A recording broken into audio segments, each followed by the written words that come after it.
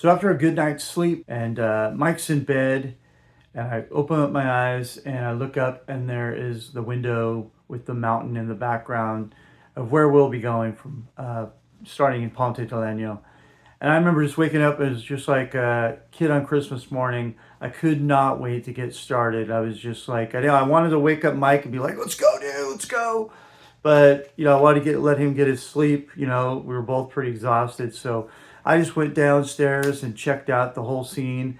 And, oh my gosh, it was an amazing, spread of, breads and meats and cheeses. And it's only 7 in the morning. Nobody's down there.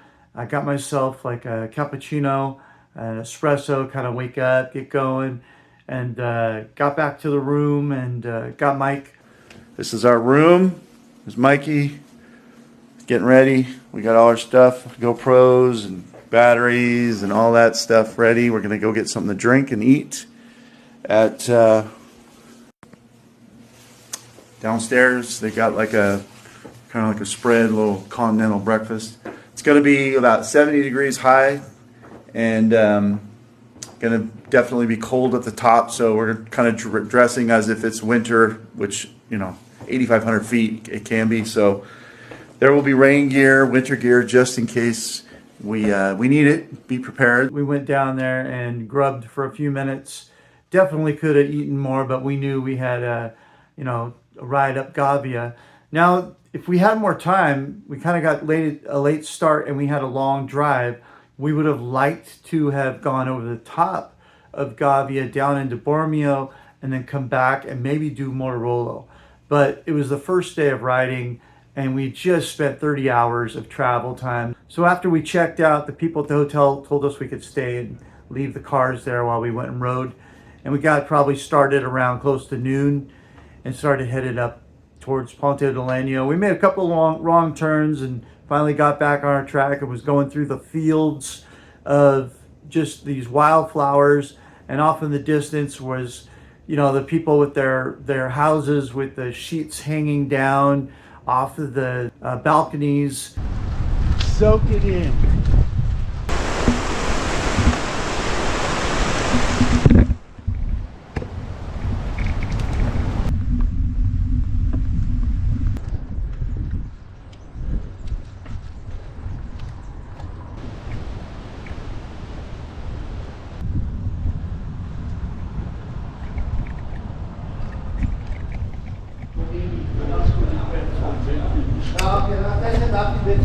And then we went through the town of Ponte di Legno and there was some little old guys, talking really loud right in front of the store, sitting there smoking a cigarette. And off to the left, another guy, an old man and his wife, he said ciao to me as we went riding by. And there's this beautiful river on the right side. And it was just, what an amazing first, just even a couple miles of our bike ride to even get to the base of the Gavia.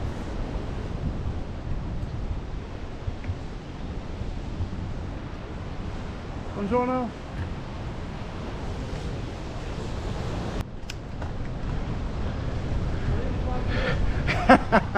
Dude, that's a sick picture.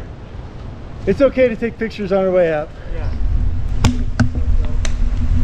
Got cobblestones. The layout, everything is just so beautiful. Passo Gavia.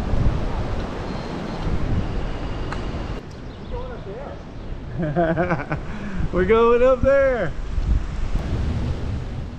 So before we hit our first switchback, I went ahead and told Mike, I said, hey, go ahead, man, go do your thing.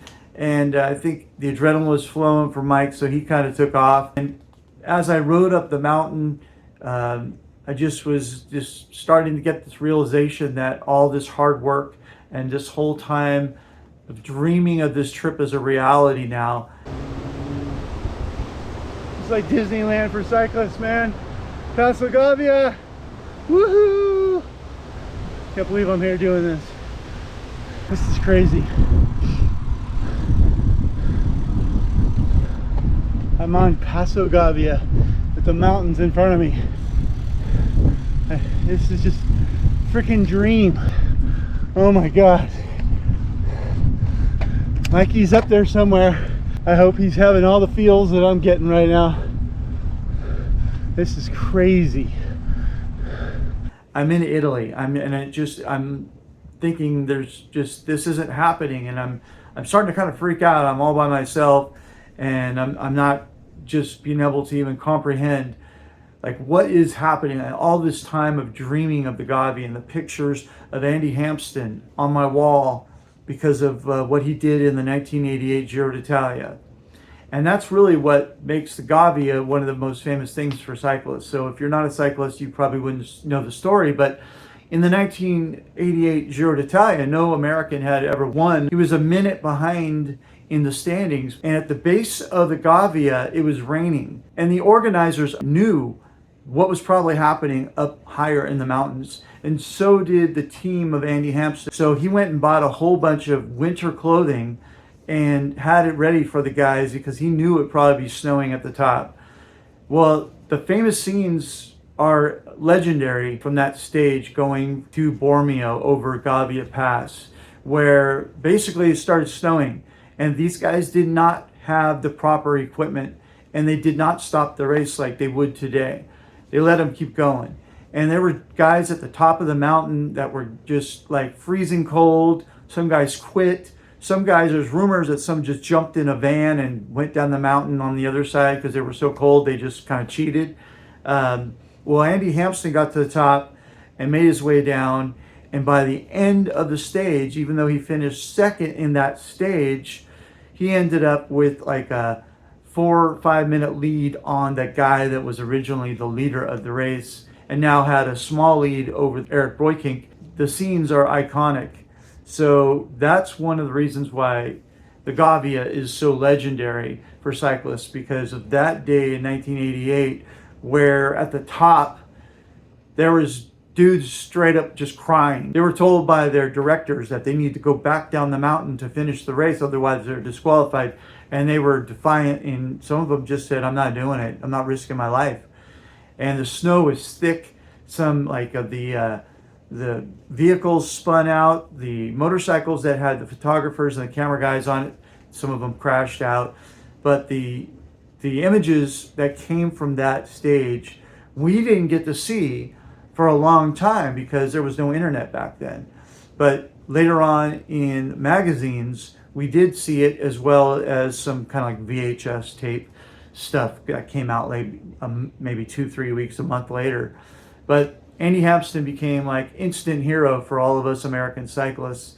And to ride on this mountain where Andy did this amazing ride, and all these riders who braved the snow, it was quite, surreal to go through it. Switchbacks, woohoo!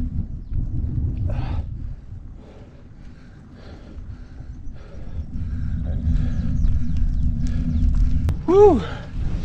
11 to 13% through here.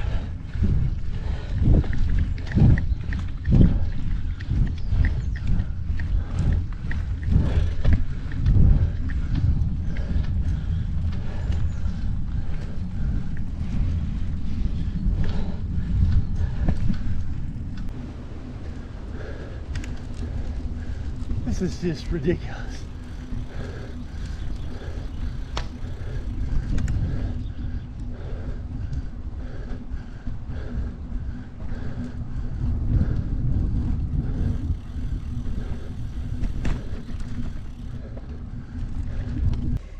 I don't know if you guys can hear it, but over there with the cows in the pasture, with the bells ringing, snow-capped mountains. I mean, this is it. You got your little memorial off to the right. You see these on the road all up and down this mountain.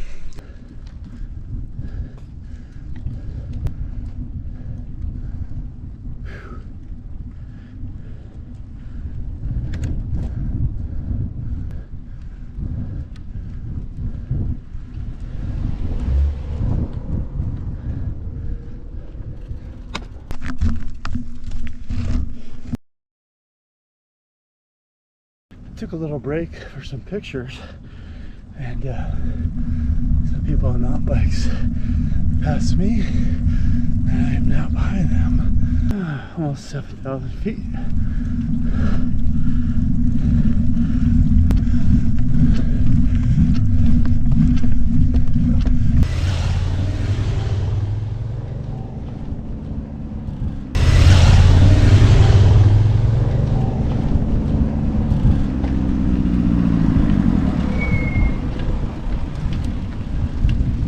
About halfway, 3/4 up the mountain, and Mike comes back down and rides with me a little bit, and he meets me at this tunnel that is a famous tunnel that was built because there's an old road that goes off to the side.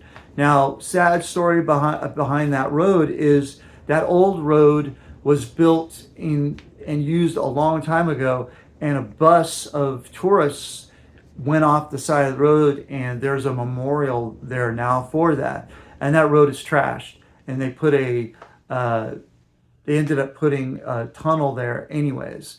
So we went ahead and checked it out, came out the other side. When we came back down, we ended up going through the tunnel, but we went ahead and went through this really rough, it was like, you know, you could tell they don't really want people on it because the surface is not smooth at all. It's really chunks of rock all over. I was really worried about getting a flat, but we went through it, kind of walked through it, checked out the memorial, and then finished up. Getting near the top, we're at about 8,200. Yeah. Whew. Got around 12% grade. Dude, I've been in this 34 almost the whole time. This is the money shot. Yeah, seriously. How you feeling? Incredible. Yeah. The only way to feel, right? Yep. Crazy. This is crazy.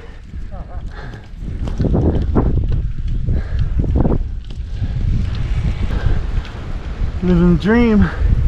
Living the dream.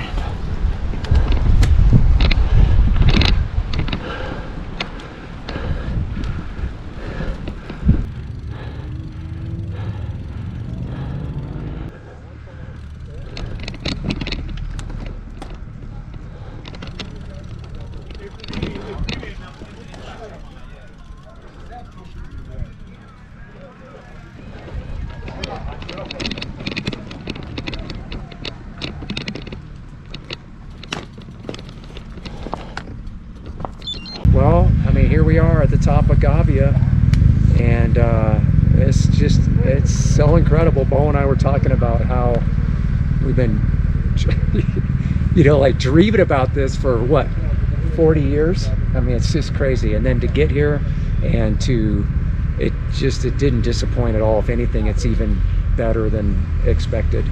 So beautiful. The climb's legit. It's a good, I'd say it's a tempo climb. It's not like something super gnarly, but I don't think it's about the climb. It's not about how hard it is. I think it's about the history, and you know, Andy Hampsten's our boy from back in the day, and ever since then it's just been like this mythical legend. And going up this mountain, it just on its own, even without the history, the beauty of this mountain has been just awe-inspiring. I found myself just overwhelmed. I just get emotional thinking about it. But we just wanted to just share it with you guys because our impressions of the climb and just the feels that we're having up here. We can't even put it into words. We highly suggest them. You get over to Italy, you got to make this, if you're a cyclist, you got to make this a priority. Yeah, this is day one of the climbs too.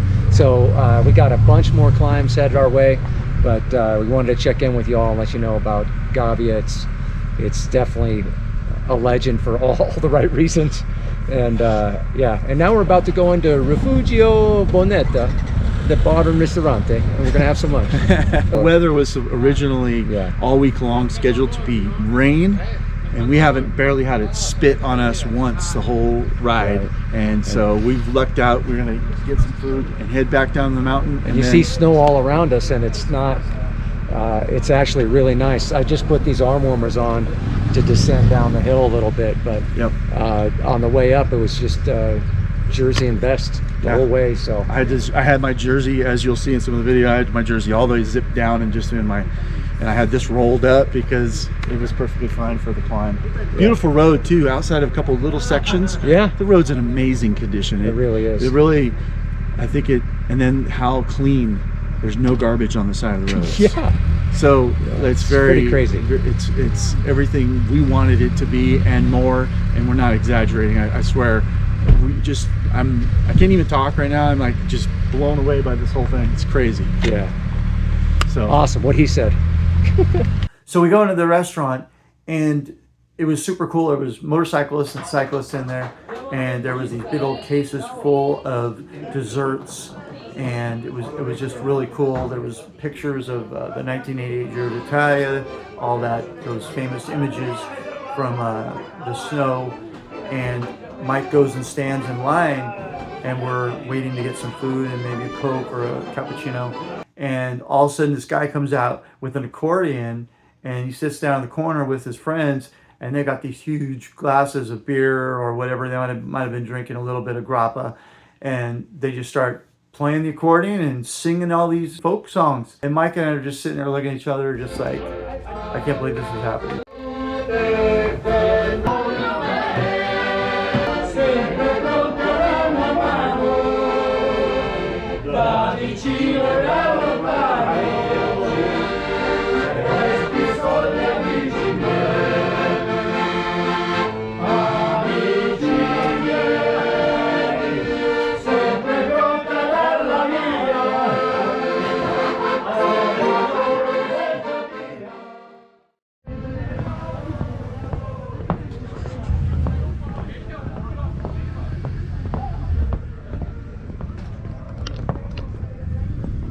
The scene, it was just super awesome. It was like, this is it. This is Italy.